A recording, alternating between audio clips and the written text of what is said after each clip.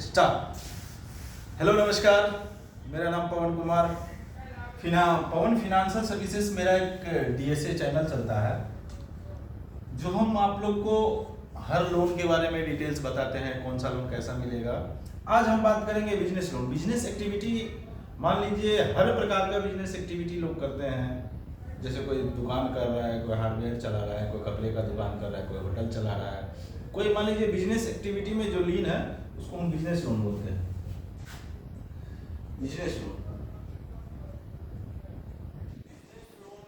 जो आपका eligibility criteria होना चाहिए, मिनिमम आपका बिजनेस रजिस्ट्रेशन जो होना चाहिए, बिजनेस रजिस्ट्रेशन 1 साल कम से कम पुराना होना चाहिए।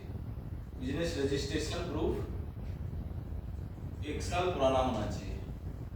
इसमें आपका वैलिड प्रूफ जो रहता है, जीएसटी हो गया, और आपका उद्यम तो एज ए एप्लीकेबल हो तो सब में लगता ही है। मेन हो गया जीएसटी, ड्रग लाइसेंस, उसके बाद हो गया आपका एफएसएसए का लाइसेंस होता है, एफएसएसए एआई लाइसेंस होता है, फूड कॉर्पोरेशन का लाइसेंस होता है, और ड्रग लाइसेंस तो जो मेडिकल चला रहा है, जो हॉस्पिटल चला रहा है, उसको तो ये मैंडेटरी रहता है। जीएसटी, मान लीजिए आप कोई भी बिजनेस कर रहे हैं, उसके लिए बिजनेस रजिस्ट्रेशन बिजनेस लोन के लिए 1 साल होना चाहिए।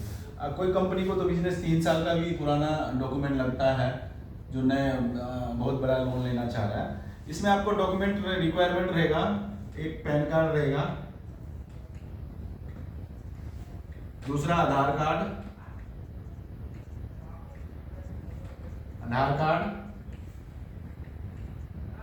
तीसरा हो गया email ID, mobile number,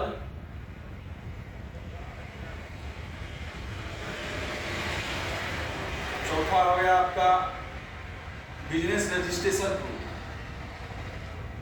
business registration proof. इसमें आपको ये जो आपको मैंने बताया, ये तीनों चीज एप्लीकेबल रहेगा। पांचवा हो गया आपका 6 मंथ्स का बैंक स्टेटमेंट। 6 मंथ्स का बैंक स्टेटमेंट, कोई 1 ईयर का भी बैंक स्टेटमेंट लेता है कोई बैंक सब।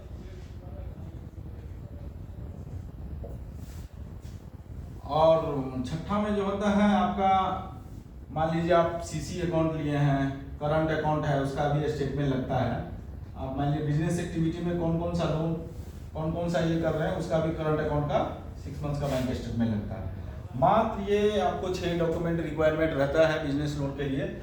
इसमें आप रेट ऑफ इंटरेस्ट आरओए की बात करेंगे तो एप्लीकेबल लगभग 9.99 से लगभग 23-24% के बीच में। एनबीएफसी का अलग अलग रहता है, ये रिड्यूसिंग रहता है। आरओए जो बोलते हैं reducing rate of interest. Reducing मतलब घटते क्रम में। मान लीजिए आप घटते क्रम में ये होगा, मान लीजिए आपने 5 लाख रुपया लिया, 5 लाख रुपया लिया, इस पे आपको नहीं फर्स्ट महीने में ये इतना ही लगेगा। मान लीजिए आप इसमें से प्रिंसिपल घट रहा है तो रिड्यूसिंग घटते क्रम में आपको ब्याज लगेगा। और ये बिजनेस रजिस्ट्रेशन प्रूफ होना ही चाहिए। मान लीजिए आपके पास ये तीनों नहीं है, उद्यम है तो कम से कम आपका उद्यम है तो कम से कम आपका करंट अकाउंट होना चाहिए जो सुचारू रूप से चल रहा हो। इसमें मिनिमम टर्नओवर की जो बात करते हैं, मिनिमम टर्नओवर जो है, टर्नओवर आपका